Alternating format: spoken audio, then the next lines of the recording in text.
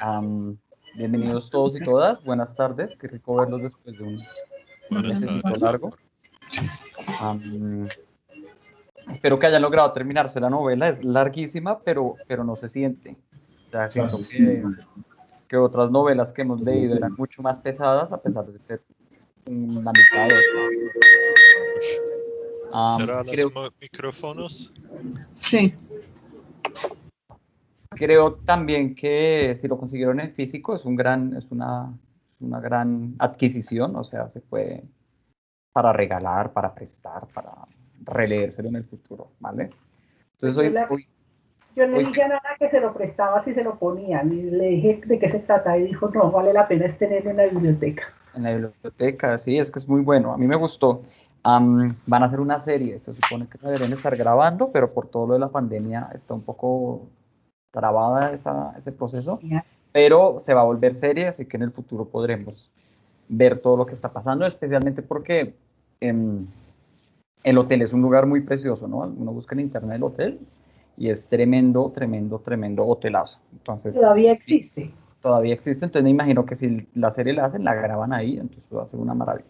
¿Y por Netflix o por dónde? No sé quién la vaya a producir, no estoy seguro, no revisé eso, pero eventualmente la veremos. Sí, Fíjense sí. que este es el hotel Metropol de Moscú. Esta plaza se llama la plaza de, no me acuerdo, y por este lado, si no estoy mal, queda la Plaza Roja, o sea, el Kremlin, o sea, la base, el centro de poder de Rusia y uno de los lugares más importantes pues, de Europa oriental, ¿no?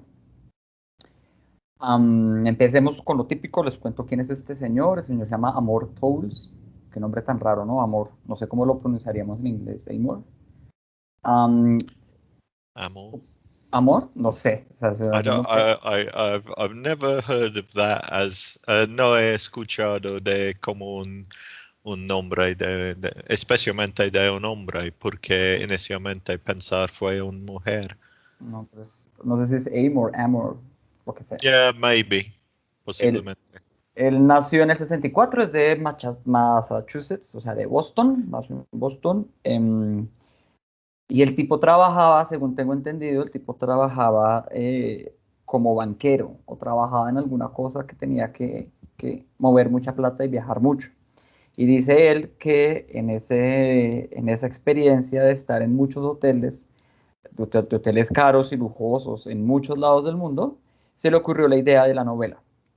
Porque él, en repetidas ocasiones, especialmente en un hotel en Ginebra, él se encontraba con personas que vivían en los hoteles, ¿no? Y entonces le parecía curioso pensar cómo era la vida de un hotel y decidió explorar pues esta premisa en la novela. En el 2011 él saca una primera novela llamada Normas de Cortesía, que ocurre en Nueva York en los años 30, si no estoy mal, que tuvo un éxito bueno y entonces él, o sea, le fue tan bien de hecho que él decidió abandonar su vida de banquero y dedicarse de lleno a la literatura y en el 2016 pues escribió Un caballero en Moscú, una novela muy, muy, muy sonada, muy recomendada por el New York Times, lo ha hecho viajar a muchas ferias del libro, de hecho por ahí leí una entrevista de él que tuvo en la Feria del Libro de Barcelona, en la que cuenta precisamente pues cómo se le ocurrió la idea. Él dice que él no sabe ruso, que él nunca pues, ha ido a Rusia, pero que no es un experto, digamos, en historia rusa y se animó a hacer esta novela por buscar el lugar más indicado para jugar a inventarse un personaje que viviera dentro de un hotel. Esto porque en Rusia hay una larga tradición de la casa por cárcel para enemigos políticos, por decirlo así, ¿no? Desde antes de la era soviética, muchos de los escritores famosos que tenían líos con el zar terminaban siendo pues, encerrados en apartamentos cerca del zar para que él lo pudiera vigilar, sin tener que, por ejemplo, llevarlo lejos a Siberia o matarlo, porque pues, Rusia siempre ha sido muy consciente del valor literario que implica para el mundo, ¿no? De que su cultura y su literatura es impresionantemente importante y entonces sí le meten, digamos que apoyan mucho la literatura, pero pues siempre ha habido un control muy fuerte político sobre lo que se puede escribir y lo que no se puede escribir, ¿no? Recordemos, por ejemplo, que Dostoyevsky estuvo en la cárcel por, por, por estar compartiendo ideas un poquito en contra del zar, y aunque lo habían condenado a matarlo, a fusilarlo, el zar le perdona la, la, la, la vida y lo manda a Siberia para trabajos forzados durante 5 años. Porque, en cierto sentido, reconocía que pues, Dostoyevsky era un gran literato y iba a tener una carrera muy brillante. Fíjense además que en la novela de Amor Towles, de esta, El Caballero de Moscú, habla mucho de literatura, ¿no? Es una novela que es muy consciente de la literatura rusa, eso lo vamos a hablar un poquito. Y entonces, pues, es el lugar perfecto para jugar, ¿no? Con esta idea. Es una ficción histórica. El señor, este es Alexander Ilich Rostov, nunca existió. Digamos que no es una historia como señalable a alguien directamente. Todos los nombres, digamos, de personas que no son personajes históricos se los inventa el autor. No obstante, pues es muy creíble, ¿no? Es muy veraz, verosímil. Y es muy importante el tipo de personaje que elige el autor para expresar, para hacer esta novela, porque nos permite tener una postura y una visión muy precisa del momento histórico o de los momentos históricos por los que está atravesando, ¿no? Es la primera mitad del siglo XX ruso, que como veremos más adelante es muy convulsionado. Es el surgimiento de la Unión Soviética y todas las revoluciones que llevaron a vivirlo, a que se conformara la Unión Soviética, y además nos presenta pues, vistazos de lo que fue la Segunda Guerra Mundial, la Guerra Fría, la muerte de Stalin y otros eventos históricos importantes de su momento. Lo chévere es que el autor logra transmitir toda esta historia sin salir del hotel, ¿no? Esa es la premisa de la novela que se hace interesante. Nos dice, yo puedo contar toda una historia de una nación sin preocuparme por salir nunca a la calle. O sea, es una visión de la historia que más bien se enfoca en pensar cómo los eventos históricos pueden alterar, digamos, la intimidad o espacios tan peculiares como son los hoteles, que son espacios de paso, espacios de conexión internacional, etcétera, etcétera. ¿Listo? También es muy importante que sea este el personaje principal, que sea de este tipo de personaje, que sea un aristócrata, porque precisamente muestra un problema, entre comillas, o una tensión histórica demasiado relevante en la historia rusa, que es la lucha de la aristocracia frente a los bolcheviques o a la revolución comunista, ¿no? No sé si decir esto ahorita o después, tal vez después. Lo importante es que digamos que la literatura es relevante que este texto no haya sido escrito por ningún ruso, seguramente nunca lo habrían podido escribir y implica mucha imaginación y mucha, digamos, quizá incluso imprecisión histórica en ciertos aspectos, o sea, es más el producto de la imaginación que una investigación histórica muy precisa, porque pues la postura que presenta es la de un personaje que la revolución y que por muchos años el partido trató de borrar de la historia rusa, que es la de la aristocracia, ¿no? El comunismo y el partido querían acabar con la clase social aristócrata rusa porque consideraban que era la fuente de todos los males, ¿no? Que precisamente los males de Rusia y el objetivo de la historia era eliminar ese tipo de distinciones de clase y que el gobierno no quedara en manos de pocos, sino fuera un gobierno pues de todos los habitantes, especialmente de los trabajadores y de los obreros, del proletariado, más allá de cualquier otra clase social que pudiera estar en Rusia. Lo cual es un dato, es curioso, siempre se ha dicho en historia que es curioso que esta revolución pensada para ser una revolución obrera ocurriera en un país con muy pocos obreros como era, o en un imperio con muy pocos obreros como lo era Rusia, ¿no? Era lo inesperado, se esperaba que pasara en Inglaterra, por ejemplo, ¿no? Cuando Marx hace todo el análisis del capitalismo y cómo la clase obrera debería liberarse, él tiene en mente sociedades industriales como la inglesa, como la francesa incluso, no una sociedad tan campesina y tan rara, digamos, tampoco europea como lo era, tampoco moderna como lo era Rusia. Rusia era una cosa vieja para su momento y entonces es muy raro que pasa eso, ¿no?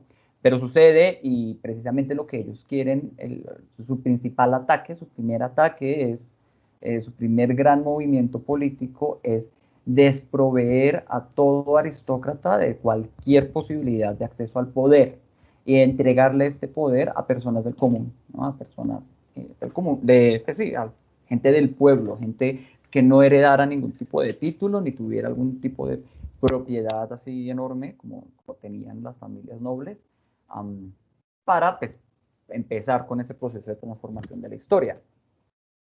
Entonces es interesante tener esta postura porque pues esta postura es una postura que va a ser crítica pues, con la revolución desde adentro, por decirlo así, desde un personaje ruso y a la vez desde una visión peculiar, ¿no? El personaje el conde es un tipo chistoso, es un tipo pintoresco, diríamos, y entonces su postura, digamos, no es reaccionaria, no es como tengo que armarme para luchar en contra de la revolución, ni nada por el estilo, sino que simplemente él, desde sus costumbres y desde su forma de ser muy aristócrata, se enfrenta a este cambio histórico tan importante. Entonces eso es como el aporte o el gran movimiento que hace Toulouse en este libro, que lo hace tan interesante, ¿no?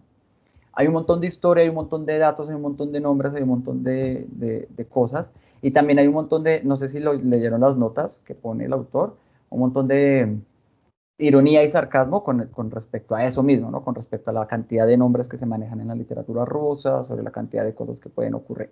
Entonces, nos hace una crítica que no es, digamos, panfletaria, no es así excesiva, argumentativamente pesada sobre lo que implicó la revolución, sino que lo hace desde la cotidianidad, con mucho sarcasmo y con mucha fanfarronería, no sé si sea la palabra, como con risa, ¿no? Le da uno risa y uno se siente que está en un cuentito chévere, pero detrás hay un montón de pues, postura política con respecto a lo que fue ese momento.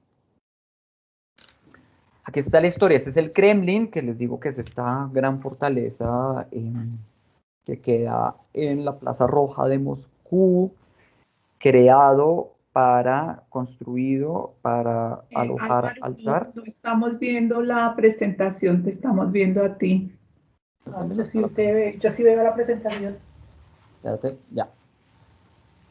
Por alguna razón me destacó a mí. Ya. ¿Ya la pero ven? yo sí la veo. Listo, yo ya la veo, gracias, Álvaro. Espérate a ver, porque a mí todavía me dice que Yo tampoco la estoy viendo. me dice que yo estoy destacado y yo no quiero estar destacado. ¿Cómo me quito yo de ahí?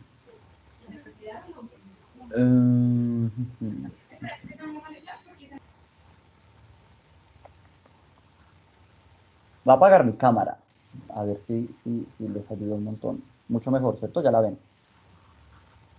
Sí, sí, señor, sí, ya. Entonces apaguemos mi cámara porque automáticamente, como yo soy el que habla, va a querer grabarme a mí. ¿Listo? ¿No puedo compartir? Está bien. Entonces, este es el Kremlin, les decía, que es la fortaleza, o es casi como, como una fortaleza que tiene un montón de edificios gubernamentales y religiosos en el centro de Moscú, creado durante la época del zar y del imperio, para ser pues, el centro de poder, aunque Moscú por un rato no fue capital del imperio, sino lo fue San Petersburgo. Vuelve a ser capital en el siglo XIX, después de 2 siglos de ser, digamos, la segunda ciudad más importante. Es importante, o sea, el contexto que les voy a dar es anterior a la novela. Fíjense que la novela empieza en el 22 Pero es importante entender, creo yo, este proceso, un poco porque la historia que uno le enseñan, o la que yo me acuerdo que uno le enseñan con respecto a la Revolución Rusa, es muy pensada en el contexto de las guerras mundiales y no tanto en el contexto propiamente ruso, sino, sí, por lo menos esa es la impresión que yo tengo. Entonces uno piensa un poco que llegaron los comunistas y tumbaron el gobierno y fundaron la Unión Soviética, y fue un proceso ciertamente más largo, que es el que explica por qué el conde lo perdona, ¿no? Rusia era un país, era un imperio, desde 1700 y pico, con Pedro el Grande, que ahorita lo vamos a ver en una pintura. Pedro el Grande es el que toma el Saratov de Moscú, que era una suerte de reino, ¿sí? Y dice, yo voy a crecer esta vaina. Ahorita les muestro un mapa de lo que implicó el crecimiento del imperio ruso. Y ellos mantuvieron una forma de gobierno y una forma de administración feudal, o sea, de la Edad Media. Y eso implicaba que, más o menos en líneas generales, una persona era dueña de una tierra y le permitía vivir a la gente a cambio de trabajo, ¿no? Y ya, eso, o sea, no había posibilidad, digamos, de propiedad privada muy, muy extendida a la población, ni nada por el estilo. Eso implica que, pues, el poder está realmente contenido en muy pocas personas, ¿no? En muy pocas cabezas. Eso era una forma de gobierno, una forma de administración social relevante en Europa durante toda la Edad Media y un poquito del Renacimiento, y es en la época moderna, en la modernidad, aunque ellos empiezan desde el Renacimiento a pensar nuevas formas de gobierno, a pensar en la democracia, en pensar en distribuir cosas, en darle más tierra a más propietarios. No es sino hasta la Revolución Francesa, recuerden que es en 1700 y pico, que matan al rey, ¿no? Y dicen, vea, ya nos cansamos de esta forma de gobierno en la cual unos muy poquitos viven a expensas de todo el mundo. Pensemos en la equidad, en los principios de la democracia, equidad, igualdad y libertad, si no estoy mal.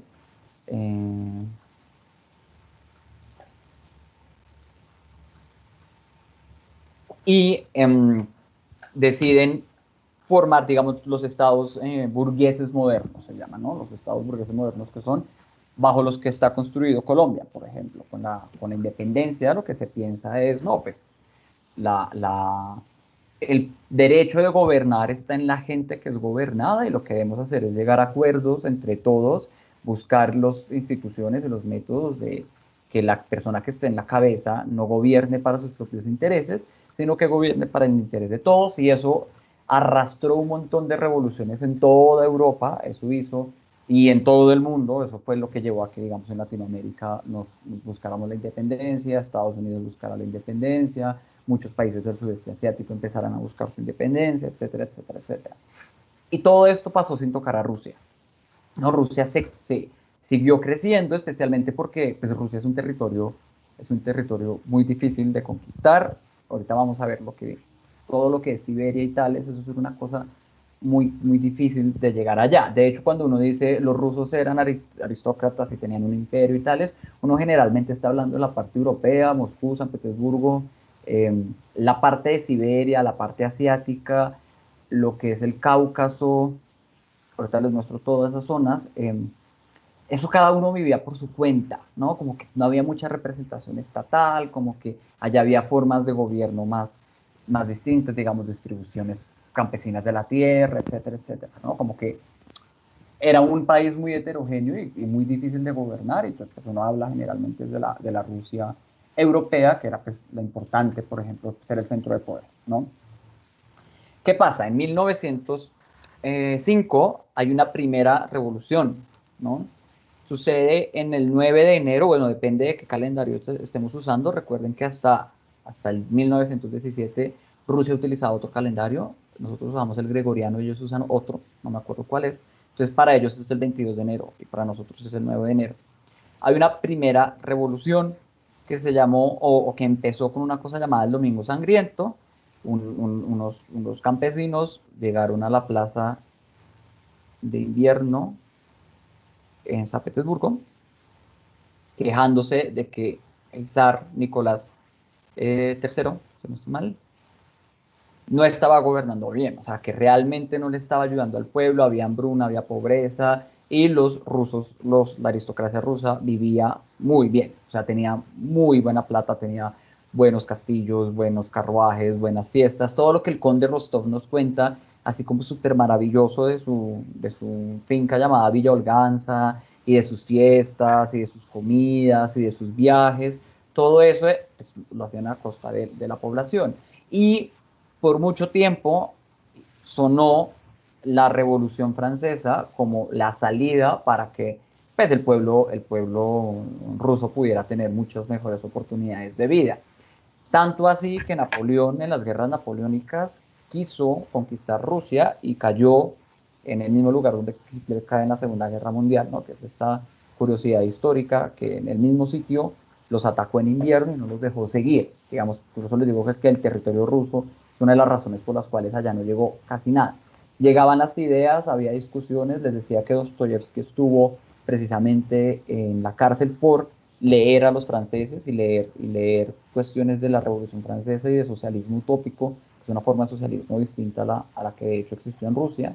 Había un control estatal importante que todavía existe, o sea, Rusia se caracteriza por ser una cultura en la cual siempre el que está en la cabeza del poder está trabajando por controlar mucho lo que se habla, lo que se dice, lo que se puede decir y lo que no se puede decir. No hay demasiada censura, que es lo que le pasa a Mishka, el amigo del conde, que lo único que hace es sufrir porque le controlan hasta, si puede mencionar que el panel alemán es rico o no es rico, ¿no? Se piensa mucho ese control sobre la cultura. Es una cultura muy homogénea. Fíjense que hoy en día, por ejemplo, es de los países con menor transparencia para el periodismo, es el que más hay persecuciones a personas de la comunidad LGBT. Sí, es una cultura todavía muy encerrada en ese sentido, es muy dependiente de una cabeza de poder. Entonces en 1905 esta gente sale a protestar, digamos que pacíficamente, va a la plaza a decirle al zar como, oiga, páreme bolas. El zar no estaba porque él sabía que venía y él se voló de la casa. Y lo que hace el ejército y los cosacos, que ahorita les cuento cómo es eso, es matar a toda la gente. Se llama Domingo Sangriento porque mataron y comieron del muerto, y eso generó un descontento y empezó a haber revoluciones en distintas ciudades de la parte europea de Rusia, y lo que concluye es que el zar tiene que ceder y pasa de ser una monarquía absoluta, que era lo que era, a una monarquía constitucional, ¿no? Se crea una suerte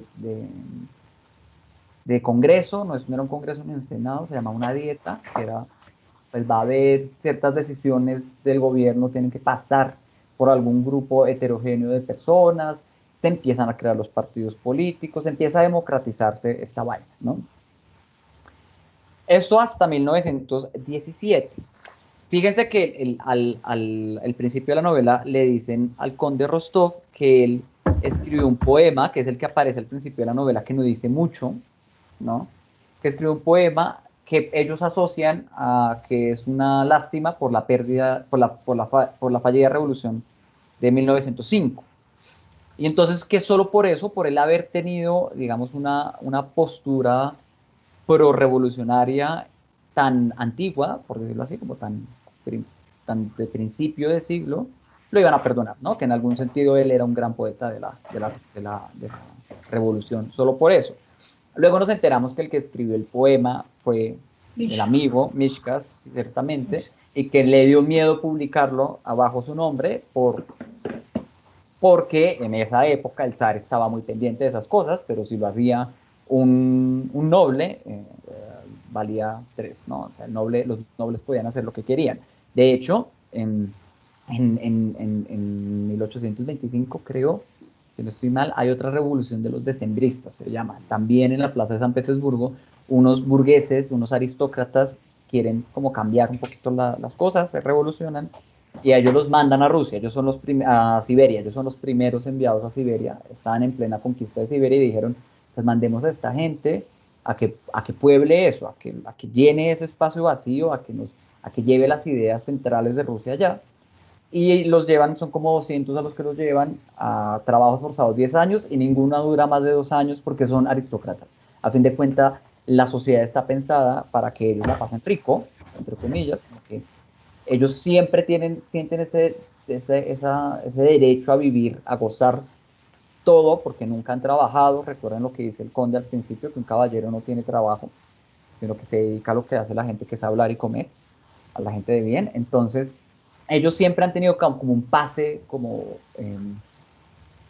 para hacer todo lo que siempre han querido. Entonces, en 1917, ya con una estructura política mucho más democrática, ya con partidos políticos y con elecciones de representantes para esta forma de gobierno constitucional, surge el Partido Socialista Obrero, ¿no? Que tiene dos alas, los bolcheviques y los mencheviques, si no estoy mal. Los bolcheviques, que son los que terminan ganando, ahí quedó escrito mal, quedó bolcheviques, a la cabeza de Lenin, eran los más radicales, ¿no? Ellos tenían una postura más radical, los mencheviques eran mucho más centro, más liberales, ¿no? Ellos querían algo con mucha más representación de una burguesía, es decir, de una clase social alta, productora, más de comerciantes y más de lo que somos, por ejemplo, aquí en Colombia, somos una cultura más burguesa. Ellos querían algo así y tenían el apoyo de mucha gente de partidos liberales que no estaban de acuerdo con el socialismo extremo, pero los bolcheviques sí querían acabar con todo y cumplir con el manifiesto comunista de Marx. Entonces, en 1917, en febrero, se alzan en la revolución ahí en el Kremlin y el zar abdica. Es decir, dicen ya no más el zar, la familia del zar es expulsada y empiezan a quitarles las propiedades. No obstante, está la lucha por cuál modelo va a quedar. En octubre de 1917, octubre rojo, que le dicen, después de terminada la Primera Guerra Mundial, mucho del descontento también de la revolución de 1917 es que el zar quiso participar de la Primera Guerra Mundial y sin consultarle a nadie, por decirlo así, o sea, nadie estaba de acuerdo con esa pelea no tenía que ver con ellos, por decirlo así, y el zar decide mandar a los rusos, entonces ellos dicen que es esta vaina, no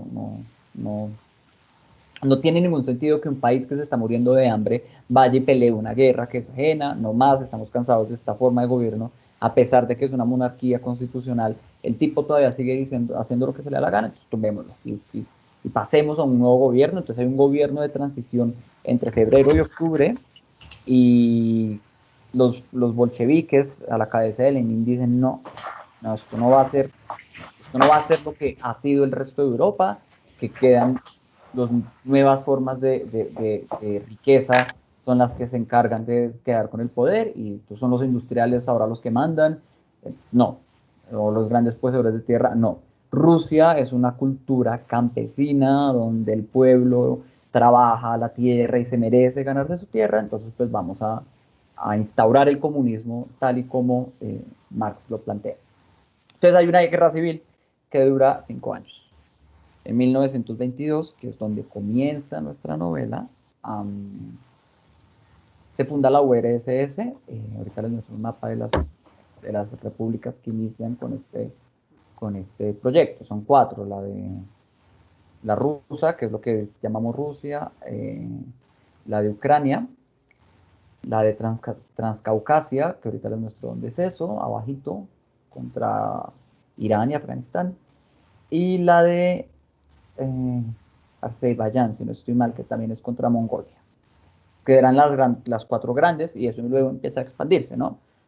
Eso sí ya creo que lo sabemos todos, esto crece y se enloquece y dura hasta 1991, y en 1991, con la caída del muro y con las fallas del plan de Gorbachev con la perestroika, se diluye este gran proyecto. Empieza en el 22, ahí es donde empieza nuestra novela. lo primero que van a hacer, les decía, el primer gran movimiento simbólico de la revolución es vamos a expropiar, vamos a quitarle a los ricos, de los terratenientes, sus bienes, su poder, su nobleza, y se la vamos a redistribuir al pueblo. ¿Y eso se hace cómo? Pues matando a todos los burgueses, a todos los de sangre noble, quitándole sus títulos, quitándole sus tierras. Fíjense que al principio vemos que hay un sobrino del zar que termina trabajando de violinista porque pues, le quitaron todas las propiedades, así pudiera vivir en su apartamento, pues lo dejaban en una esquinita y al final terminan mandándolo a Siberia porque en la portada de un libro había una foto del zar. Y entonces se consideraba que eso era propaganda pro-zarista.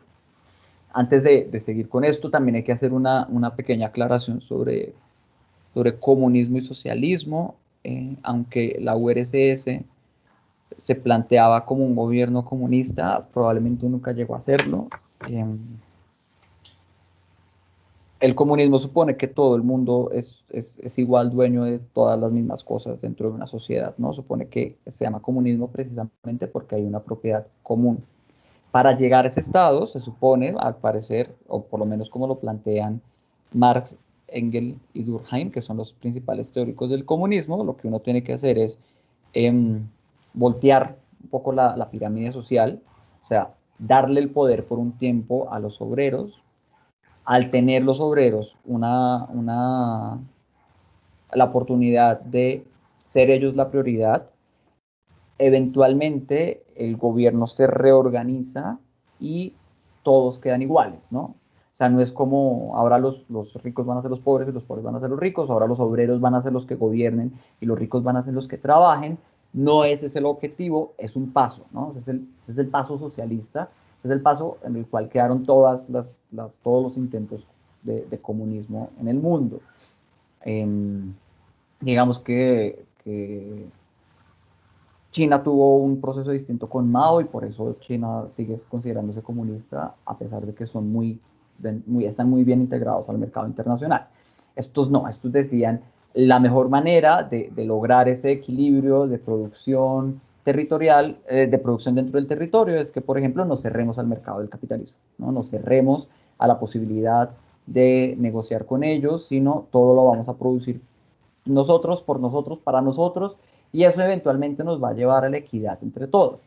Y eso fue lo que falló principalmente porque, por ejemplo, después de que Lenin muere en el 24, 27, no me acuerdo, entre Stalin, ¿no? Y Stalin, aunque no era el presidente ni nada por el estilo, porque si ustedes se fijan, no hay presidente, hay director del partido y principal del comité, que esa es toda la escena del final de la cena, a ver quién va a quedar después de que Stalin muere. Pues de facto él era un dictador, ¿no? De facto él llegó de un momento en que llegó a tener 4 títulos distintos que le permitían gobernar el país como pues toda la unión como si fuera un dictador. ¿Listos? Entonces, lo que vemos en la novela es los primeros intentos de la conformación de este proyecto socialista al principio y qué vamos a hacer con estos señores ricos que tienen un montón de plata y un montón de propiedades que deberían ser del pueblo. Luego vemos cómo este primer proyecto falla un poco porque, como les decía, Rusia no tenía las condiciones materiales para llevar a cabo una revolución obrera importante porque pues, no había obreros y no tenían una estructura industrial fuerte que les permitiera producir todo lo que ellos querían producir. Entonces, el primer reto al que ellos se enfrentan, que ahí es cuando hablan de la hambruna esta de Ucrania, es cómo hacemos para volver este montón de campesinos, gente obrera, ¿no? Cómo pasamos de producir vacas y trigo y leche y cosas por el estilo a producir ciencia y tales. Entonces, por eso Rusia empieza con este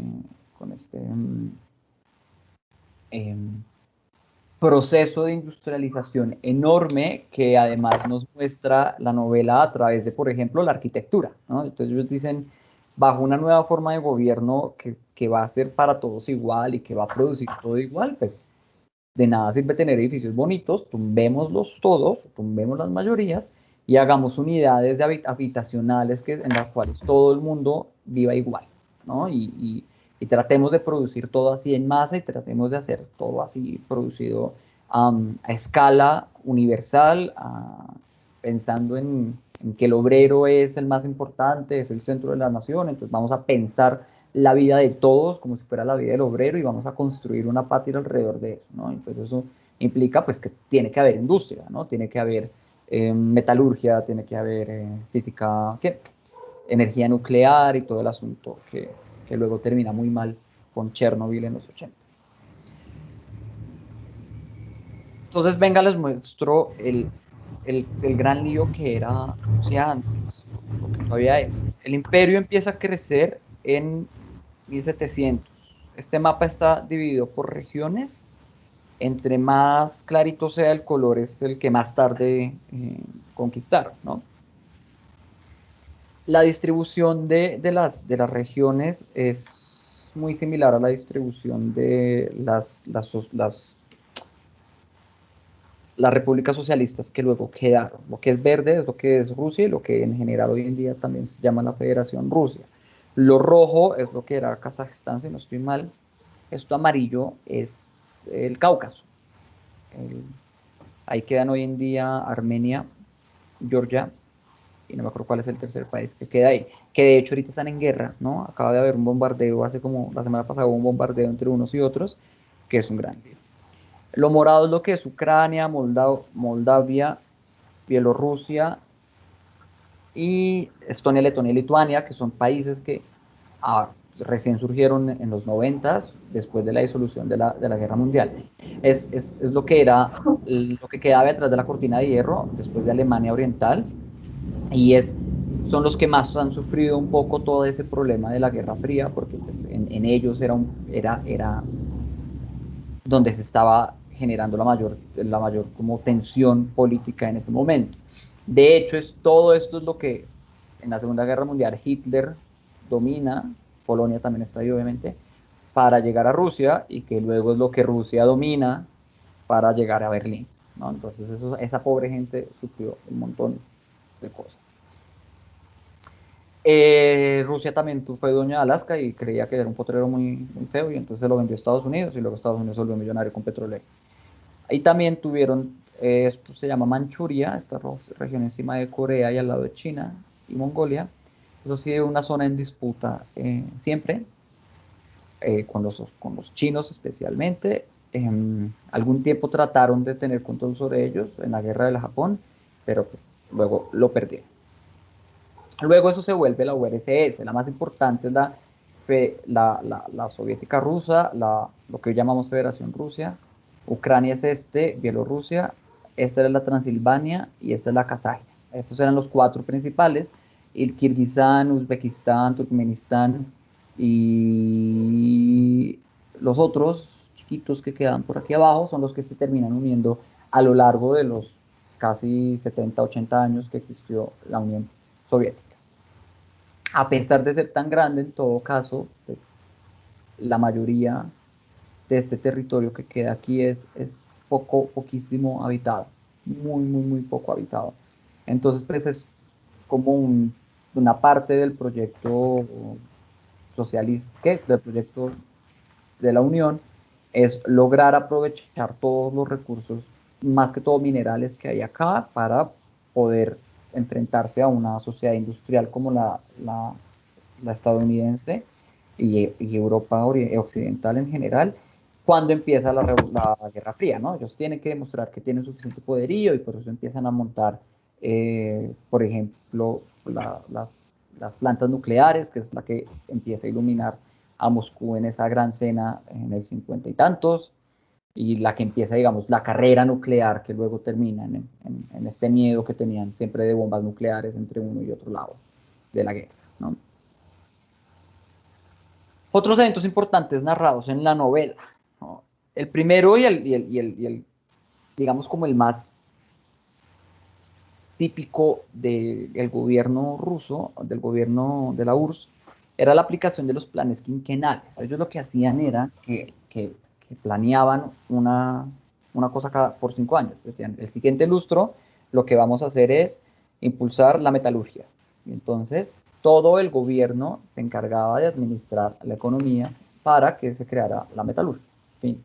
eso es un control económico muy, muy fuerte sobre el mercado, porque a diferencia de nosotros, por ejemplo, aunque sí se controla el mercado, aunque sí hay entes de control que deciden si se puede negociar esto o aquello, pues hay libertad de mercado. Yo puedo decidir qué comprar, qué marca comprar de carro, yo puedo decidir qué marca comprar de ropa, en la medida en que mis propias acciones económicas me permitan hacerlo. Si yo trabajo y me gano un buen dinero, pues puedo preferir un apartamento aquí que allá, ¿sí? En ese sentido, pues eso es como, digamos, lo más fuerte de la Rusia comunista en la economía, y es el Estado el que decide qué se negocia, quién posee, quién no, de nuevo esperando que eso lleve a una redistribución de todos los bienes y de todo el capital y de los medios de producción para el pueblo, ¿no? Entonces, en ese sentido, si yo soy un ruso y yo soy un obrero, no trabajo para ganarme un sueldo y tener una propiedad privada y dejarle una casita a mis hijos, sino trabajo para que toda la patria y toda la nación pueda tener los bienes necesarios para que todos vivamos prósperos y felizmente. Vemos que al principio eso empieza a fallar porque pues, la gente tiene, la corrupción existe, ¿no? Y la gente empieza a acaparar las posibilidades de poder que tiene. También dejan en el poder, esto lo vemos en las reuniones al principio que Nina y el conde van a espiar en el salón del hotel, suben al poder o dejan en cargos de poder personas que nunca habían tenido, digamos, ningún tipo de formación en administración. Entonces ponen, qué sé yo, ponen a un conductor de bus a administrar algo y eso empieza a volverse un sancocho tenaz. Especialmente porque no hay una escuela de formación política importante. Empieza la revolución y se redistribuyen los cargos del partido y se crea una maquinaria burocrática absurda en la que se controla todo el mundo con todo el mundo, hay un montón de instancias y un montón de niveles y se vigilan unos con los otros, y eso le cuesta mucho al gobierno, ¿no? Esa burocracia le termina costando.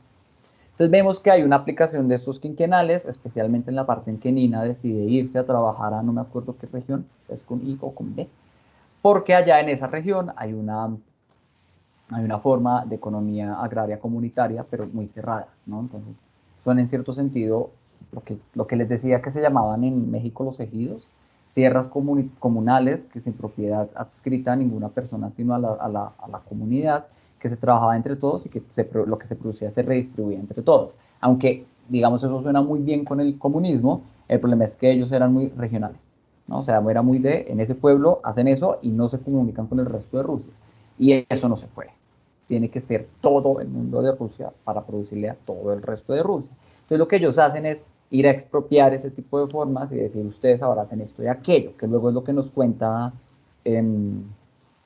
Mishka, que hace su reflexión acerca de lo que implica ser ruso, que nos dice, vea, la gente cuando le pasó eso, prefirió matar a las vacas que darlas, porque el espíritu ruso es un espíritu de destrucción ante todo, de que no nos vencemos, sino que si nos toca acabar con nosotros mismos, lo hacemos. Que precisamente es cuando hablan de estos dos cuadritos que les estoy mostrando, el de arriba a la izquierda es Iván el Terrible y su hijo. Iván tiene que matar a su propio hijo, entonces porque el hijo lo iba a traicionar. El cuadro representa precisamente esa forma rusa de esa intransigencia rusa de si tengo que acabar con todo, si tengo que quemar la ciudad, si tengo que destruir todo lo que hay detrás solo para no perder, lo hago. Si tengo que matar a mi propio hijo para que el imperio crezca, ahí está. El otro se llama Pedro el Grande interroga al zarevich Alexei. También es otro periodo de la historia rusa que es parte del programa de expansión, y este tipo iba a traicionar a Pedro el Grande, entonces también hay como esa historia de traición detrás. Otro evento que sucede a la par es la hambruna de Ucrania, en ese proceso de tomar todos los medios de producción, de administrar el Estado todos los medios de producción para una redistribución equitativa de los bienes y servicios y de las riquezas y el bienestar en la patria, llevó a que hubiera grandes problemas de abastecimiento. Entonces en Ucrania, por ejemplo, en los 30, un montón de gente se quedó sin comida, porque lo que hacían era obligarlos a producir y llevarse esa producción para redistribuirla. Y por problemas de administración y de corrupción, eso implicó que como 30.000 ucranianos murieran de hambre, ¿no? Entonces es un evento histórico además bien difícil de evaluar porque obviamente en su momento no se supo mucho sobre eso. O sea, eso se vino a saber tiempo después porque la KGB, bueno, lo que sea que fuera la inteligencia, acuérdense que el mismo Conde nos dice, o en la misma novela nos dice, que la policía de inteligencia rusa tuvo 3 nombres, porque pues, la tenían que reformar, pero igual terminaba haciendo lo mismo, ocultó mucha información, ¿no? Siempre hay una versión oficial y hay documentos clasificados, y después de la caída de la Unión Soviética es que se empiezan a desclasificar esos documentos y nos empiezan a decir qué fue lo que pasó. Entonces, durante su época, la hambruna de Ucrania no se conoció bien, pero hoy en día pues, hay todo un debate acerca de qué tanta gente murió. De hecho, si uno lo busca, aparece también como el genocidio de Ucrania, porque terminó afectando a cierta población, o sea, a la República Ucraniana, que tiene sus líos ahí, sus peleas también con Rusia, que eran socialistas, pero en distintos tipos de socialistas. Está la llamada Guerra Patriótica, fíjense que ese es el nombre que le da Rusia a la Segunda Guerra Mundial. Hay toda la discusión, les decía, sobre si Hitler iba a llegar o no iba a llegar y que muere en el mismo lugar, o bueno, que su ejército cae en el mismo lugar que cae el ejército de Napoleón 200 años antes o 100 años antes. Vemos también cómo la guerra afecta a la población, como él decía que cuando Mishka vuelve de esa ciudad en la que está y que parece un indigente, dice el narrador, como en cualquier otra época, un indigente en este lugar habría sido algo escandaloso, pero en este momento no, porque todo el mundo está así, en las mismas condiciones, ¿no? Entonces nos empieza a mostrar digamos que los efectos de una guerra en la cotidianidad. Fíjense también, a mí eso se me hace muy interesante, cómo el hotel no cambia. A pesar de que toda la historia afuera de las puertas esté cambiando, que a la ciudad la hayan tumbado y la hayan vuelto a construir, que se muera Lenin, que se muera Stalin, que cambien la luz y toda la cosa, el hotel parece que se queda igual. Y eso es como lo bonito digamos, de la historia. Uno sabe que los personajes envejecen, hablan sobre cómo Andrei y Emil, que son el cocinero y el otro, el administrador del restaurante, aunque sabemos que envejecen, aunque ellos hablan y piensan en el pasado y les cambian los meseros y les cambian las cocinas y en un momento no sabemos qué tipo de vino tenemos porque pues, el vino tiene que ser el mismo para todos, hay tinto y hay blanco, etcétera, etcétera. A pesar de que hay como esos cambios chiquitos, el hotel se mantiene igual. No deja de ser un hotel, no deja de recibir gente importante, no deja de ser lujoso, aunque digamos las flores son más difíciles de conseguir, no deja de ser lujoso, no deja de ser un espacio privilegiado en el cual el conde puede vivir su vida plenamente, puede vivir sus sueños, puede vivir sus delirios de grandeza, porque él no va a necesitar nada más, ¿no? Entonces es un lugar altamente protegido del cambio de la historia y aún así nos muestra estas afectaciones en la cotidianidad que implican esas guerras. Y pues finalmente aparece obviamente la Guerra Fría, que fue este conflicto bélico nunca explotado, como muy tranquilo entre Estados Unidos y Rusia, que se manifestó más que todo en esta inteligencia y contrainteligencia, ¿no? Entonces que vemos que hay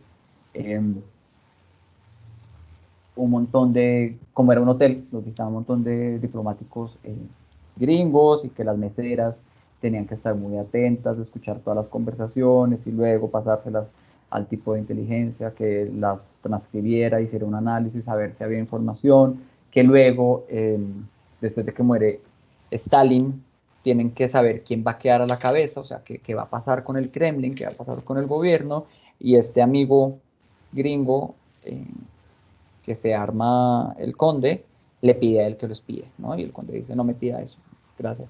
Pero al final sí termina dándole toda la información relevante, o sea, sí logra, le paga el favor del exilio de Sofía por medio de ese espionaje, ¿no? Entonces ahí vemos, de nuevo, nos muestra con pequeños vistazos de la cotidianidad lo que implicó la Guerra Fría para esa sociedad. ¿Qué tipo de lectura quisiera darle yo? Hoy ya empezamos con las discusiones y comentarios. Es una novela de prototipos, ¿no? Recuerden que en la presentación de la novela de la biografía de Rubiela, yo decía que era más una novela de construcción, una Bildungsroman, una novela de crecimiento. La que leímos para el mes pasado, la de Catalina, ay, se me olvidó cómo se llama. Arráncame la vida. Eso, la de Arráncame la vida de Mastreta. de Ángeles Mastreta, es una novela de crecimiento. ¿Qué quiere decir eso? Fíjense que en ella nosotros vemos que este personaje, Catalina, pasa por todas las fases de su vida, vemos cómo descubre, vemos los momentos más críticos en los que ella se transforma, y entonces hay una reflexión al final sobre lo que fue su vida y cómo ella creció, y entonces uno crece con ella, ¿no?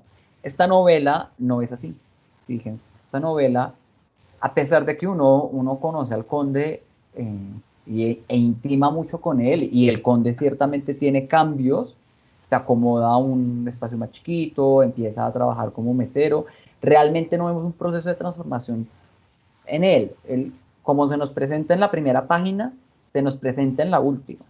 Las características, las ventajas, los defectos y todo el tipo de rasgos de la personalidad de este personaje se mantienen igual a lo largo del texto.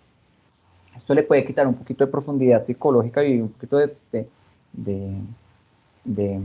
digamos, trascendencia a la novela. No, la novela no nos presenta una visión profunda sobre algún problema específico de la humanidad como Dostoyevsky lo hace magistralmente, como lo hace Tolstoy, como lo hacen todos los autores del siglo XIX ingleses.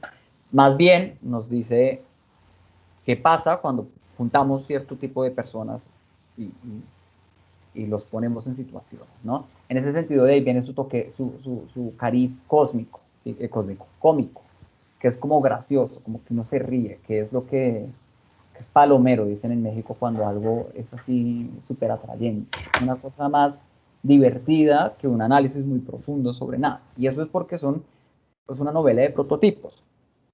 Aquí les nombro algunos para que nos fijemos y empecemos a hablar de eso.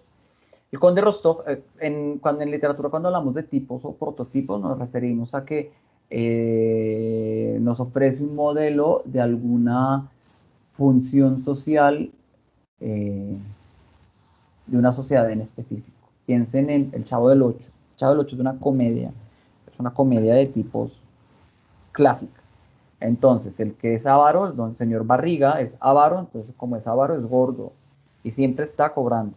Y eso es todo lo que él va a hacer. Don Ramón, por su parte, como es el que no tiene plata, es flaco. Y todo lo que hace es siempre huirle a que le cobre. Y así con todos. El profesor Girafales es un caballero, y entonces todos sus chistes son de caballero. Doña Florinda es la nueva rica, entonces ella es, a pesar de ser pobre, se la pasa sí, aunque a pesar de ser de la calle, normalmente, igual que todos los personajes de ella, se cree mejor que los demás, se actúa de esa manera. Así son las novelas de prototipo, ¿no? Así son la literatura de prototipos. Entonces el conde, como les decía, él es aristócrata por excelencia, el tipo es culto, ante todo lee, pero fíjense que le da flojera a veces. Él comienza con su lío de que los ensayos de Montaigne son aburridos. Entonces, ¿cómo va a ser él para leer todos esos ensayos tan aburridos? Porque para él la lectura no es algo como que él sea un estudioso, sino simplemente es culto. El man lee porque pues, la gente que tiene tiempo lee. En fin, sí, no es una cuestión de una carrera académica, de una investigación profunda de nada, no. El tipo sabe de leer y ama a Ana Karenina y ama Guerra y Paz, y son sus libros que siempre lleva, porque así es como lo criaron. Es ocioso. Recuérdense cómo se llama la finca de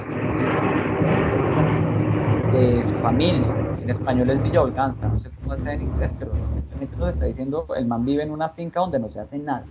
Y las actividades que él hace es bailar, beber, él es muy bueno, su mayor característica y su mayor virtud es que él sabe cómo sentar a la gente en una cena para que no pase nada grave, ¿no? Y ese es como que tiene un montón de funciones inútiles, completamente inútiles. Sabe mucho de música, de arte, de cocina, vean todo lo que él sabe de cocina, vean toda la aventura que implica preparar esta sopa. Robar el azafrán y los pescados y toda la vaina. Él es eso. Fíjense que nadie es así. Seguramente nadie es así realmente. Es un personaje muy ficcional.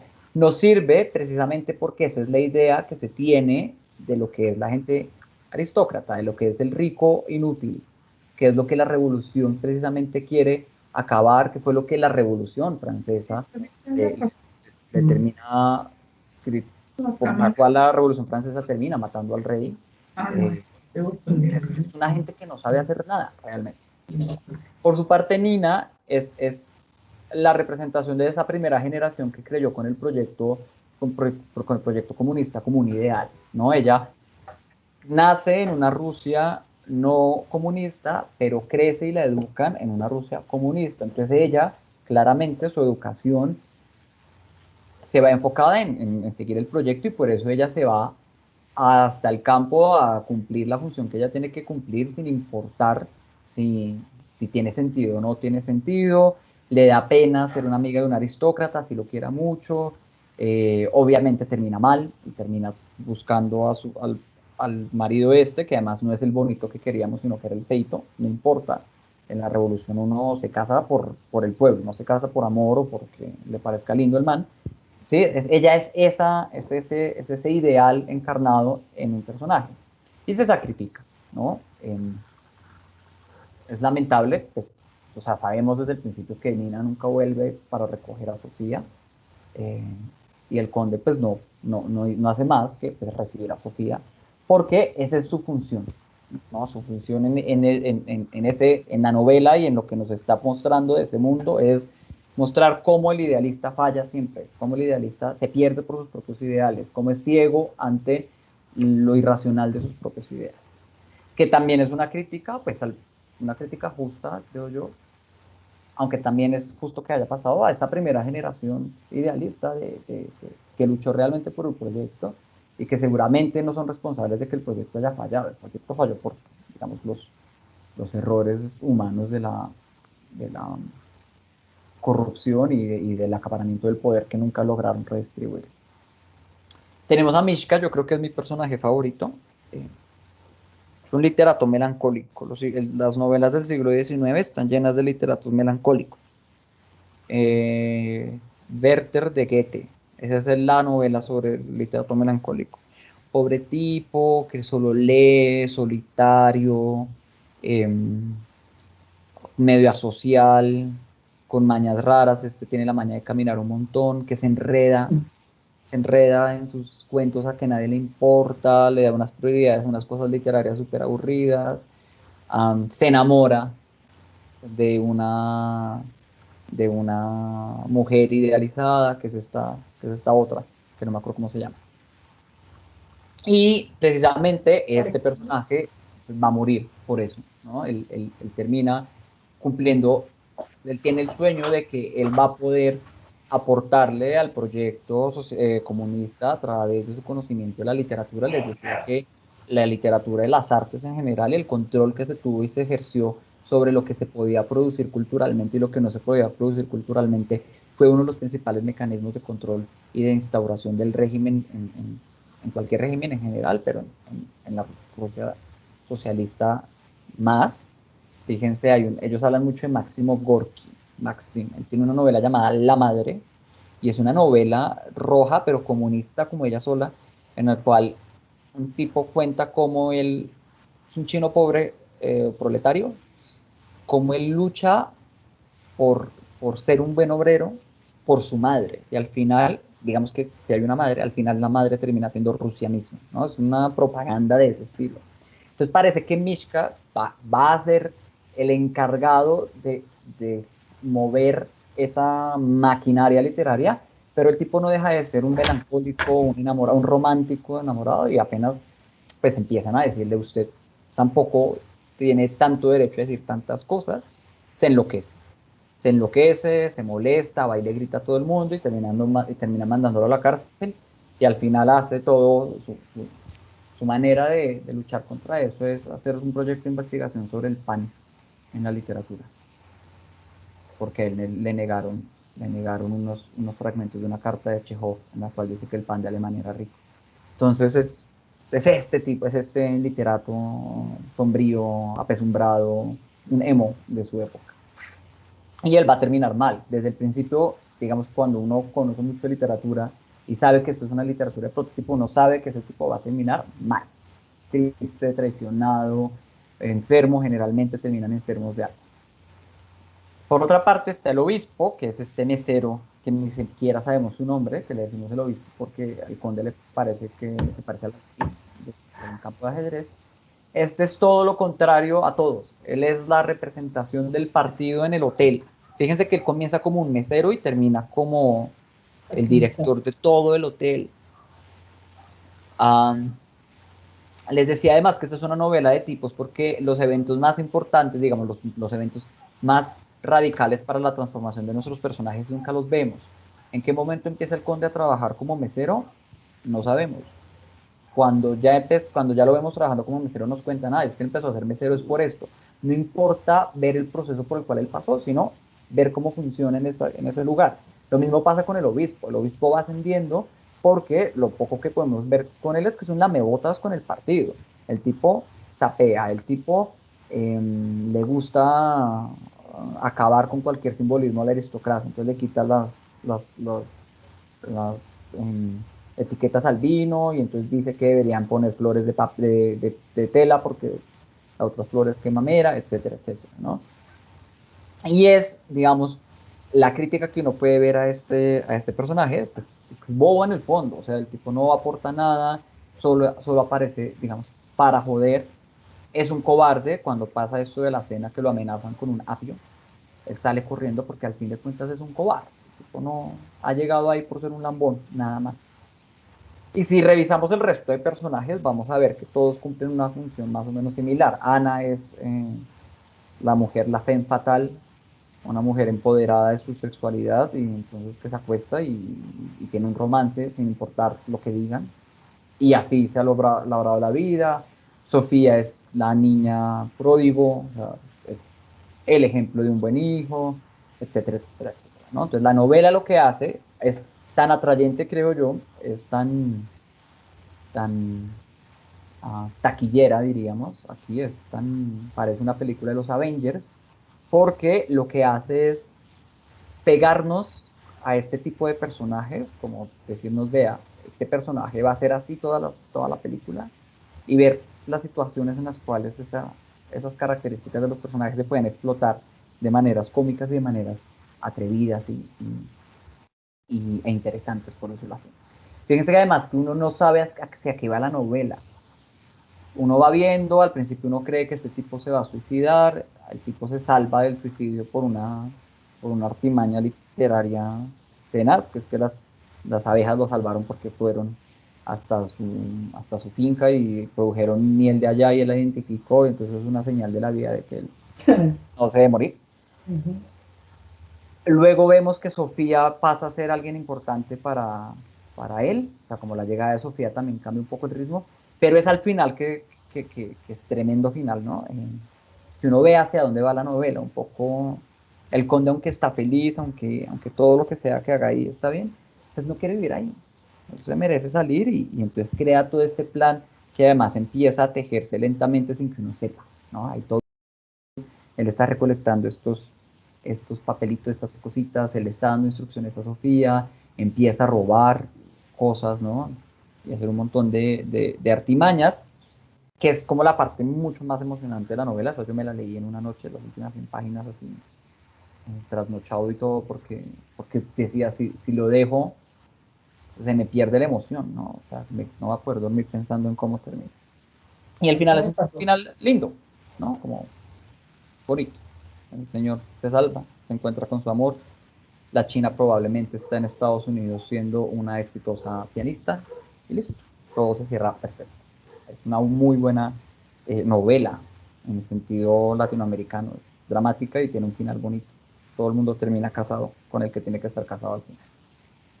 Díganme, ¿qué les pareció? ¿Les gustó? ¿La lograron leer? ¿La recomendarían?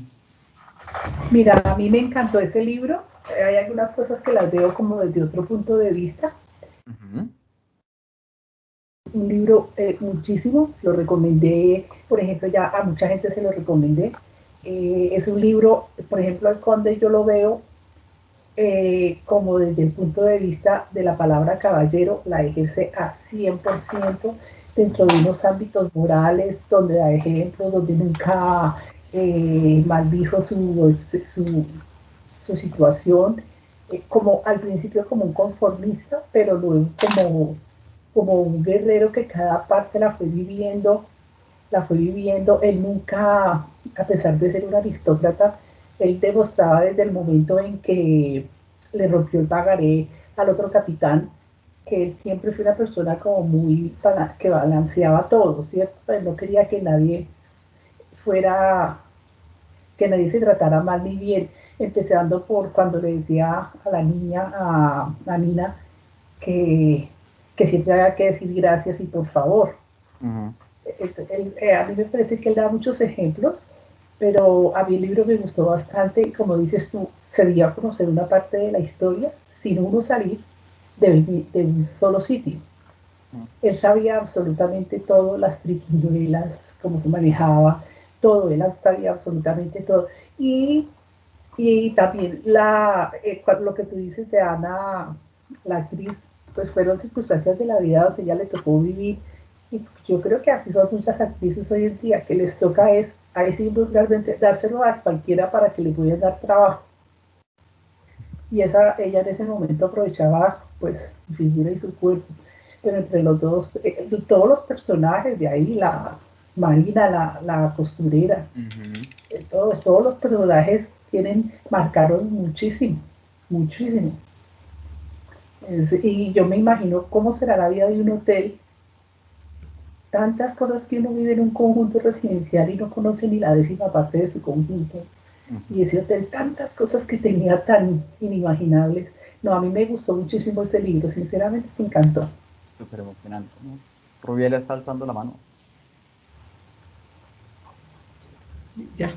Bueno, el libro me encanta porque tiene algo muy importante y es la transición que decía Álvaro del sistema prácticamente de feudalismo a la parte socialista.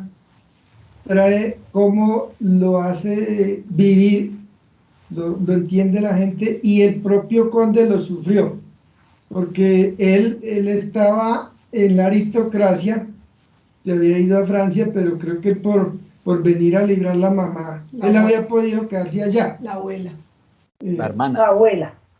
Ah, sí, la abuela. La abuela, sí, la Por salvar a la abuela. Entonces él volvió y aceptó, digamos, ese cambio que en el sistema político y de producción es muy drástico, y lo vivió, a pesar de que por el poema lo condenaron a vivir en el hotel, que hoy se podría decir casa por cárcel. Uh-huh. Allá fue hotel por cárcel. Y obviamente el personaje, en cuanto vivía en el hotel, que se hacía peluquear cada 8 días, se afeitaba el bigote, y la vida que tenía, a pasar que cambió, digamos, en cuanto a su actividad personal de aristócrata a mesero, que no se sabe en qué momento. Sin embargo, pues de una u otra forma él siguió dándose una buena vida, porque podía tomarse los buenos vinos. Uh-huh. También miraba la carta, no sé si pagaría con las monedas de oro que tenía en el escritorio. Eso nunca lo supimos. Y de todas maneras él se daba una buena vida. Y luego en esa parte que me encantó fue como la parte de padre, que primero hizo con Nina. Luego Nina se fue vislumbrada ¿por qué? Por las ideales del socialismo, Y lo que dice Álvaro, no se casó porque sí estaba enamorada, sino porque tocaba casarse con el que fuera por el sistema y por luchar por el sistema. Y luego hacer ese oficio de padre con la niña que se la dejaron de 4 años, creo. La estudiar, aceptó la novia, creo que era Urbanova, la que le ayudó a que se la dejaran como hija. Y realmente me parece sensacional cómo pasaba, cómo disfrutaba las aventuras. Y por último, lo que más le admiro fue su sagacidad para poder unirse con los diplomáticos estadounidenses para programar la salida de Sofía y llevarla a Francia, que ya podía, allá ya no la podían capturar, y la llevó hasta la embajada de Estados Unidos en París, donde pues ya pudo, ya ella me imagino que ya estaba libre, ya no estaba bajo el sistema de la vigilancia socialista, y pues como dice Álvaro, me imagino que fue una famosa pianista ya haya sido en París o en Nueva York. Listo. Wilson alzó la mano, creo. Wilson o Marcela. Yo me lo leí todo y la verdad el personaje del conde me encantó la historia. Ahí se ve todo un caballero, una persona que encantaba a todos, entonces por eso mismo él logró salir y sacar a Sofía de ahí, por sus encantos, por toda su diplomacia. ¿Qué más me gustó? Me gustó mucho cómo atendía a la gente, cómo hizo sus amigos. Yo creo que se volvió mesero también por la necesidad también de cubrir sus gastos, pero también como porque es una persona que estaba ávida de tantos conocimientos, le decía a las personas que combinaba con que los trataba a todos muy bien. Wilson, ¿qué te dice? ¿Cómo me vendes, no? No, yo estoy terminándolo, todavía no, todavía no, pero digamos que estoy como de acuerdo también, pero ahí con Álvaro, que Álvaro decía que sabe de todo y como que a la vez pues no tiene una profesión, pero entonces explica y sabe en su momento qué hacer, cómo determinar en ciertas acciones. Yo pues he leído lo de los perros, me pareció genial la ilustración de los perros contra el gato ahí al inicio que salía uno y frenaron, me imaginé a los perros estrellándose allá contra la ventana y el gato riéndose de los perros. Esa parte así y que después él los controla con el silbido, me parece que son esas cosas que no tiene una profesión, pero sabe de todo y eso hace lo que Marce dice, que encanta a todo el mundo y le ayuda a subir o a tener esas relaciones que finalmente le ayudan en la vida. Adriana, creo que sigue Adriana. Ay, creo que seguía Marta. Estaba Martín, Bueno, Marta, dale. Bueno, a mí también me fascinó, me pareció ese conde súper fascinante por toda su conocimiento, esa humildad, ese conocimiento de todo, el respeto que infundía en todos.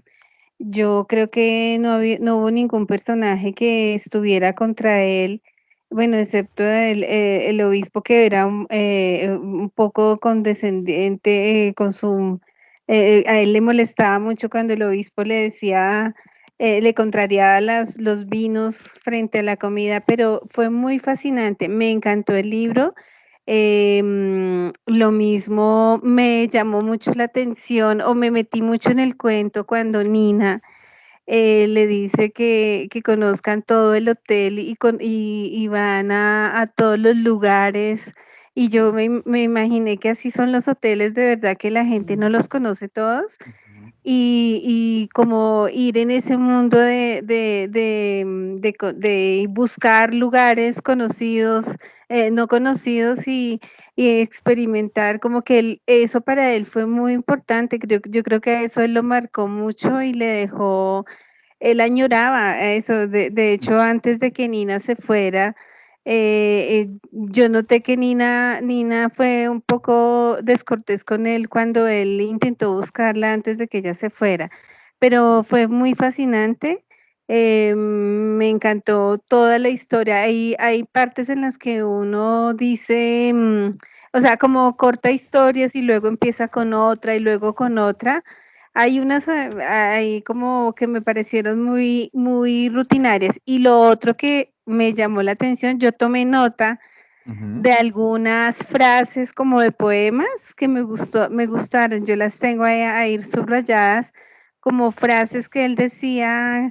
Bueno, no recuerdo ahorita, pero yo las subrayé, que son como poemas, como hablando de sentencias. la humildad. Sí, me gustaron. Yo las tengo subrayadas y de verdad que las quiero sacar aparte porque me gustaron mucho. Eso les quería compartir. Sí, sí, por ejemplo, la de un caballero no tiene profesión. Eso se me hace grandioso. Exacto, sí, creo, yo encontré otra, es que no recuerdo ahora, pero yo las tengo subrayadas porque me parecieron frases muy bonitas. Muy Yo chévere. creo que la función del caballero es ser caballeros, ser Sí. decentes. Ahora sí, Adriana. Bueno, yo quería contarles que yo puedo dividir el libro como en dos. Uno hasta la página como 280 y de ahí para adelante. Realmente hasta Luego la no eran página solamente 200. 280 como que no le veía lo que decía Álvaro durante la presentación del libro.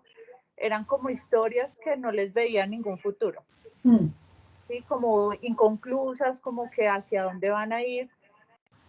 Y como que a veces me generaban un poco de cansancio y de tedio.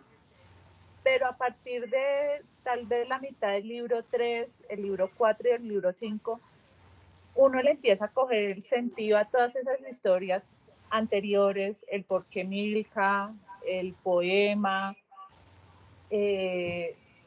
la historia de Nina, porque aparece Nina como siendo muy importante en el libro 1 y en el libro 2 y de pronto se desaparece. Parece. Y uno dice, pero si era como la gran amiga, la acompañante, ¿cómo así que se desapareció? Cuando ya aparece en el tercer libro con Sofía, pues ahí uno dice, ahí está la importancia de ella, ¿no? Y de Milka todo ese tema que él ponía, que lo importante de la poesía,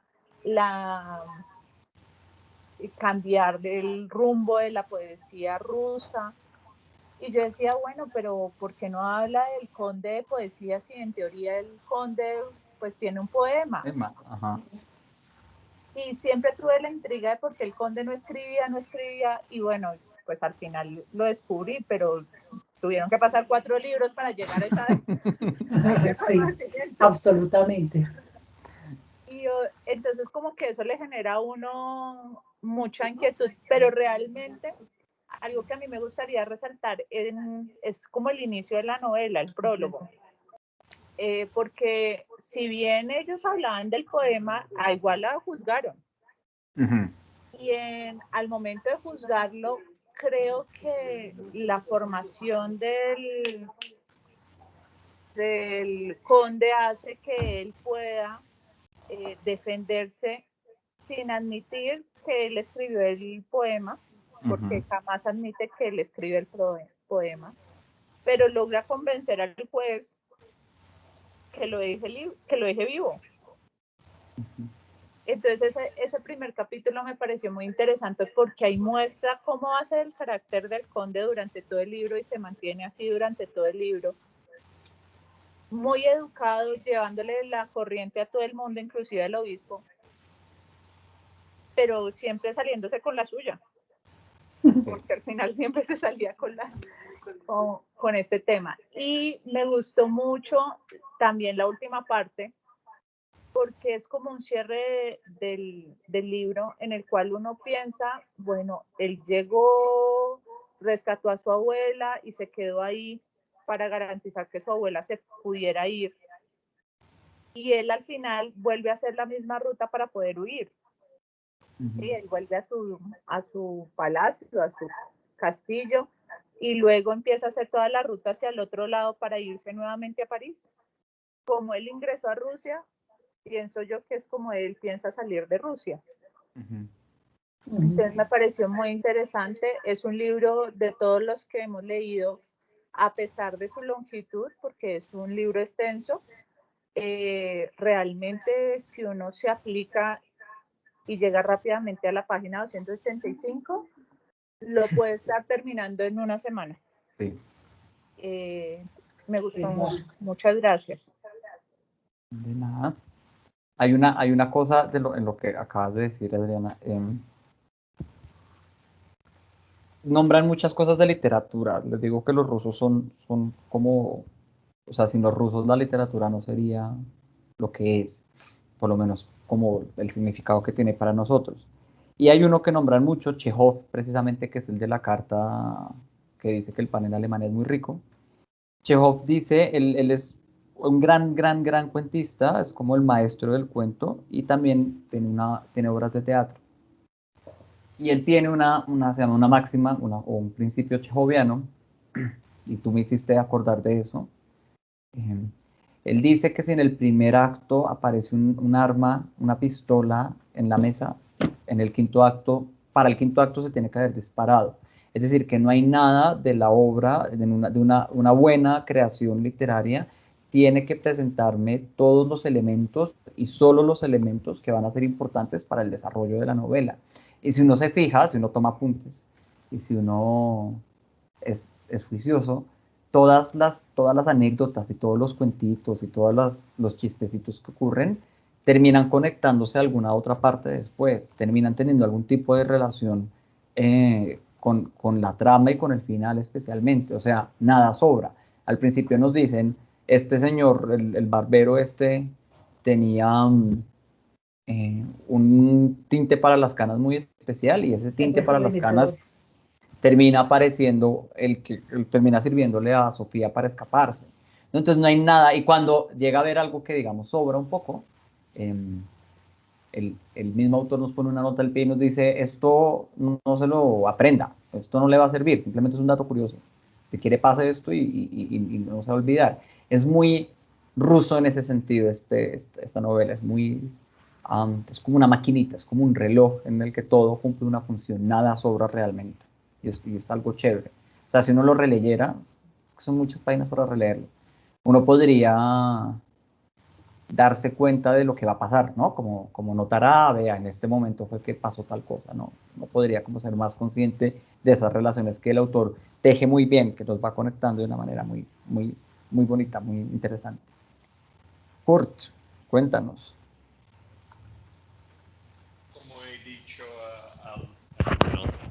Como he dicho al principio de esta lectura, muy interesante, como Nana ha dicho, de las cosas, es muchas diferentes cosas, y como hay dos historias.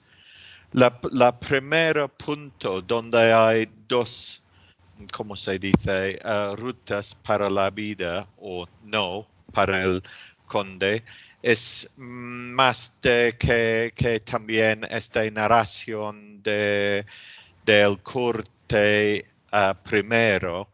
Y si no ha dicho... Ay, ¿qué pasó? Se congeló. Ya al pared y matar. Entonces, darle la oportunidad para empezar con las cosas. Punto de vista. Tú sientes, pero mi sentimiento es un aristócrata, sí, obvio. Y culto, como has dicho, Álvaro. Pero también tenido esta vida donde salir, tomar que quiere, hacer tiempo, una vida libre, sin pensamiento en algunas veces, excepto para leer por la tarde, trabajar a un nivel para el día como el reloj de su abuelo. Y paseando el tiempo. Y la razón en las primeras partes, cuando está como escondida este ático, está pasando el tiempo y sin forma de dirección. Y la razón, yo siento, por ejemplo, con su hermana, está mucho pensamiento allá. Finalmente hacer el techo de este edificio, listo para lanzar de arriba. Y el señor que este mantenimiento, señor, ¿quieres mirar? Y entonces este también es un cambio de las cosas. Y de este punto hacer como miembro de la comunidad del hotel en forma de haciendo sus cosas, y su conexión con este chiqui de 9 años, Nina, y paseando este tiempo, y tiene ¿cómo se dice? Amistad, bondad. Y pasar, como Nana ha dicho también, salir del sitio, está muy involucrada en todo de la, ¿cómo se dice? El partido de la política del tiempo socialista. Reaparecer, y también este es un nuevo enfoque para el conde, porque ¿qué he hecho con esta niña? ¿No? Y inicialmente tratas de dejarlo con Marina, y ella dice, no, es tu problema, tú tienes facilidad para finalmente. Y pasar todo de las cosas, y como obviamente en su mente, cuando he encontrado y no recuerdo el nombre, ¿Costa o americano? Gringo. ¿Richard? White. Pienso. Richard White. Como es espía de estilo. En las primeras partes. Obviamente su mente ha pasado y hay algo de una conexión allá, especialmente cuando el señor dice, si estás interesado, ¿quieres mirar algunos de los comentarios de la gente y solo hacer un pequeño reporte como es una cortesía de las cosas? Y entonces tiene dentro del tema conexiones, el conductor de la ¿cómo se dice? De la música. y pasar, y todo de las conexiones, también como Nana ha dicho, no sabes inicialmente por qué, y la buena es poco más arriba, tú tienes la conexión, y hacer en París con el señor, y todo vaya bien. Y es tan chévere, me gusta, y también no sabe tanto de Rusia, pero me ha dado unas cosas que he buscado en internet, y también de algo de los filósofos y cosas de este estilo. Entonces, mil gracias, fue maravilloso para mí. Gracias, Kurt. Rubiela, volviste a alzar la mano, cuéntanos. Rubiela o Daniel. No, ahora sí me toca a mí. Pues no, realmente como dice Nana, ha sido de los mejores libros que yo haya leído, no solo acá en el club, sino en mis vidas pasadas, pero me gustaría resaltar como la parte humana del conde, la parte de padre, ¿no? él tenía ahí como unas rutinas, como una vida y tanto Nina como Sofía pues llegan a cambiarle esas rutinas, ¿no? Y él vive realmente lo que es un padre, porque cuando cree que el director que le está enseñando a tocar piano cree que es se le quiere robar la hija o que es el novio de Sofía, es la escena en la que él se le sale lo caballero, lo coge la solapa y lo quiere confrontar y le quiere decir qué le pasa con mi hija, ¿no? Ahí muestran ese lado humano del personaje. Y tanto que él, a pesar de amar a su Rusia y de ser fiel, al final termina siendo espía por su hija, por sacar a Sofía de ahí. Entonces, al final sí muestran unas cosas de todo lo que uno haría por un hijo o lo que un padre hace por un hijo, que hasta entrega los secretos de su patria, ¿no? Y secretos grandes, secretos del Estado. Entonces, eso quería resaltar como esa parte humana, y hay una escritura poética también, ¿no? Las reflexiones cuando él proyecta como el futuro de Sofía, esas reflexiones que él hace ahí tienen unos matices pues poéticos bien interesantes, como dice Martica, comentábamos aquí con Dani esos fragmentos en los que uno dice, wow, ¿cómo escribieron esto? Sí, es una gran pluma este autor, como que logra encantar bastante. Y el suspenso que hay al final, ¿no? Al final, por eso lo engancha a uno, porque hace esa literatura de suspenso, de intriga, que uno quiere saber cómo se va a desenvolver la historia. Y el desenlace que sí, no es pensado, ¿no? No es como esos libros que uno lee al comienzo y sabe ya cómo va a terminar.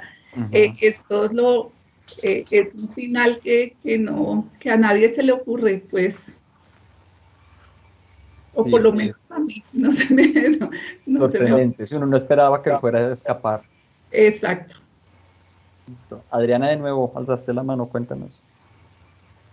Sí, yo tengo como 2 comentarios más.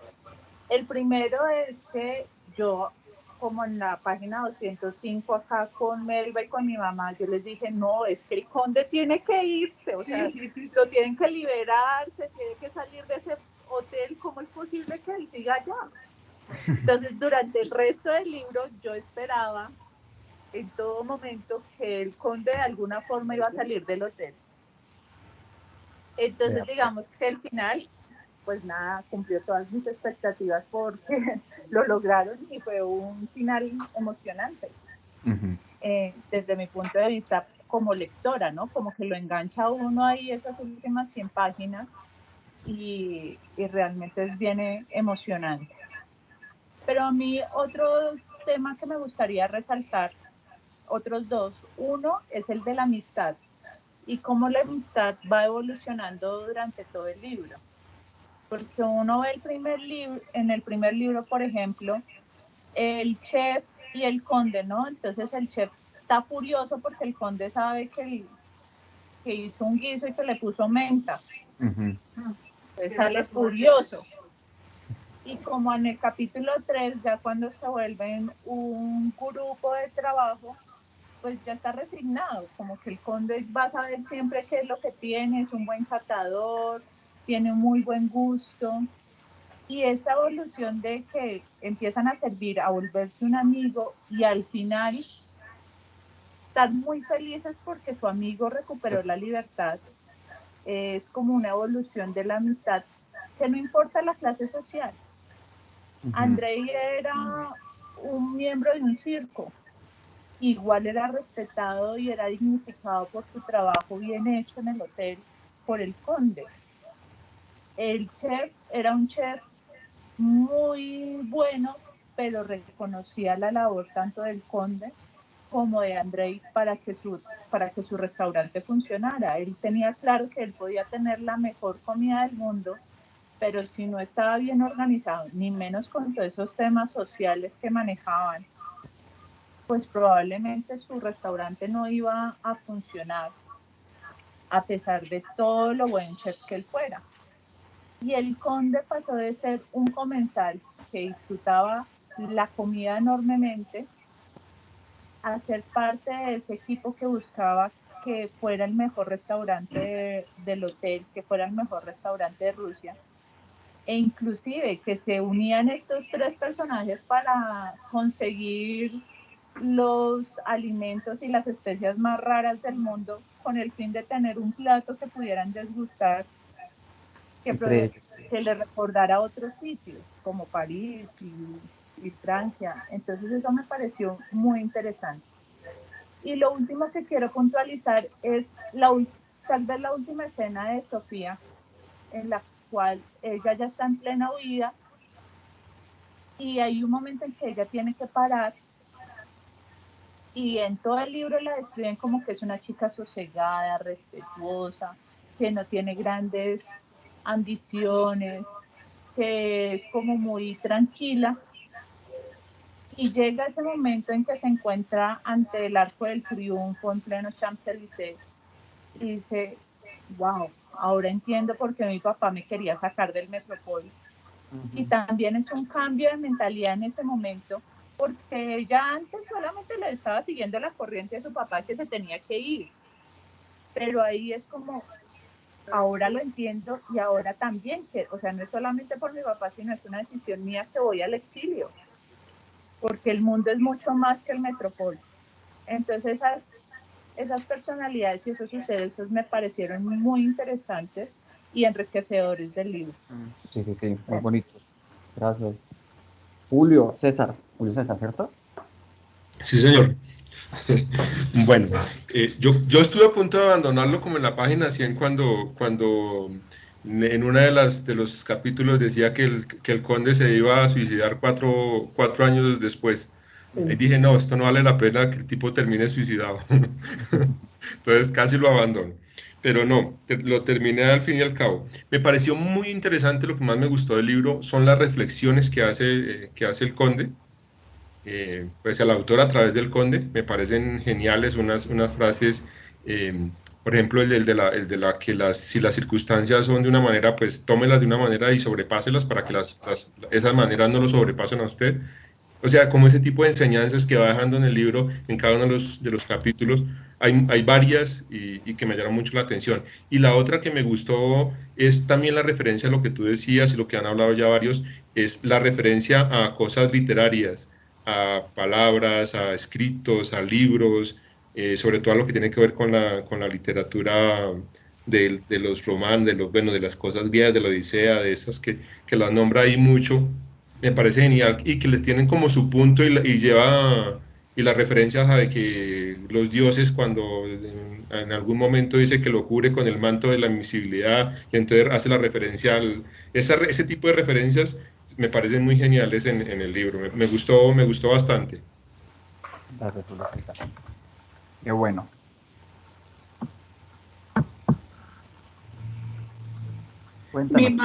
Mi madre y Melba quieren complementar algo.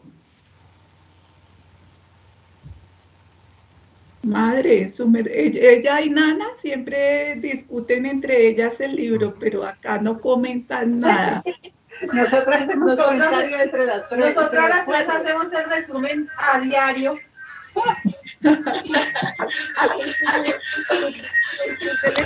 Diaria. Bueno, entonces, Claudita, creo que... Otra parte donde se ve como la parte humana del conde es cuando Sofía se cae y él sin medir las consecuencias sale, coge el taxi y se va. Y cuando llega ya, que lo iba a atender como cualquier médico, puede ser que mi médico fueran sino enfermeros, y de pronto llega otro médico, ¿y qué pasó ahí? ¿Qué pasó? Pues que el tipo al que él le dictaba clases de francés y de inglés, que era uno de los rusos, fue el que se supo y lo ayudó y lo sacó por detrás. el valor de la amistad y esa preocupación cuando Sofía se cayó a los 13 años por la escalera, que se rompió la cabeza, y todo el hotel alrededor de él ayudándolo para que el mismo obispo no se diera cuenta de que él se había escapado porque eso le podía costar la vida. Esa parte del libro fue genial. Y al final hay una parte, como dicen, es que uno dice, pero este señor, ¿será que se va a escapar? Al principio yo dije, dio a conocer su parte mala entrándose a las habitaciones a robar, pero al final cuando descubrimos por qué, en algún momento yo pensé que él que la hija se escapaba, la ayudaba a escapar y que él quería que se escapara el profesor, el otro muchacho que le dio la ropa y le dio todo. Ahí pareciera que fuera a cambiar todo y que fuera él el que se fuera a escapar y encontrarse con la hija. Pero fue que él le ayudó a cambiar todas las rutas para despistar al enemigo. Esa parte fue genial. Sí, señora. O sea, sí tiene muchos aspectos de esos, de que sus conexiones, de su inteligencia social le permite a él realmente, es la que le permite a él volarse, ¿no? Sí. Esa capacidad que tiene de establecer lazos y hacer networking, diríamos, hoy en día. Exacto. Mira, para ver una parte que me llamó muchísimo la atención de la parte humana, porque todo el mundo dice que el conde pues era un caballero, y fue un caballero, fue cuando se fue a acostar con Sofía, y Sofía se acostó en la cama, y él todo el tiempo durmió en el suelo. Entonces yo decía, pero ¿cómo este señor hace todo este sacrificio por esta niña? O sea, es increíble, ¿no? Que todo el tiempo hasta cuando se fue, se quedó, dijo, no, me quedo en el suelo, respetó lo de la cama de Sofía. Y todo el tiempo que hizo, que estaba pendiente de las tareas de la niña, y de eso me parece a mí un verdadero caballero y un verdadero padre.